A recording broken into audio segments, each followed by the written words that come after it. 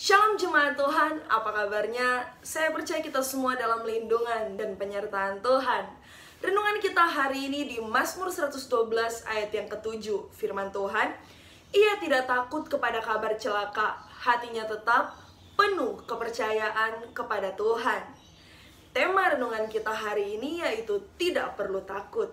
Rasa takut yang berlebihan secara tidak sadar akan mempengaruhi dan menguasai hati orang-orang percaya. Di satu sisi kita percaya bahwa Tuhan itu maha sanggup dan tidak ada perkara yang mustahil baginya. Namun di sisi lain kita diliputi rasa takut akan terjadi masalah, pergumulan, ataupun bencana-bencana tidak terkira lainnya yang mungkin datang yang membuat kita semakin hidup dalam kesesakan atau penderitaan. Tetapi sebagai anak-anak Tuhan, kita kembali diingatkan agar tidak takut terhadap keadaan apapun juga.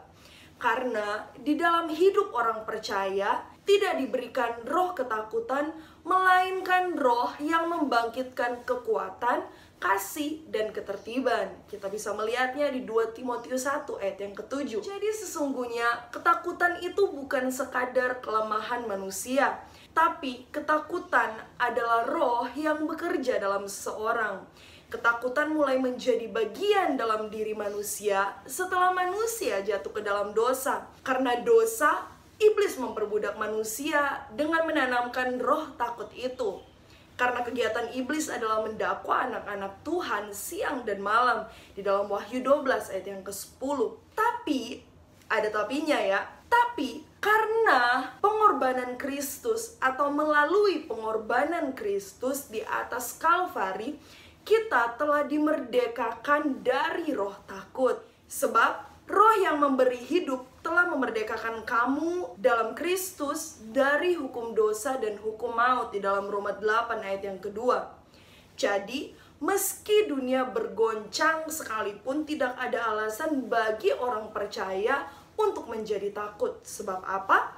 Sebab Tuhan telah memanggil kita sebagai anak-anaknya. Artinya kita beroleh jaminan, pemeliharaan, dan perlindungan yang sempurna dari Tuhan. Ya, Dia sebagai gembala yang baik dan sebagai Bapa kita. Kuatkan hati dan percayalah akan kuasa Tuhan dan janji penyertaannya. Jangan takut.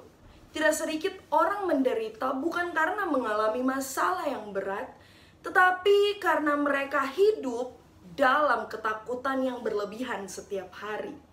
Sehingga mereka pun semakin jauh dari persekutuan dengan Tuhan.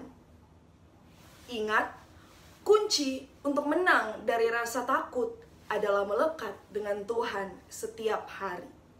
Mari kita terus melekat dengan Tuhan, berharap dan bersandar hanya kepada Dia. Dialah sumber damai sejahtera yang akan menjadi kekuatan kita, sehingga kita tidak perlu takut dengan apapun juga. Itu dia untuk renungan kita hari ini. Tuhan Yesus memberkati.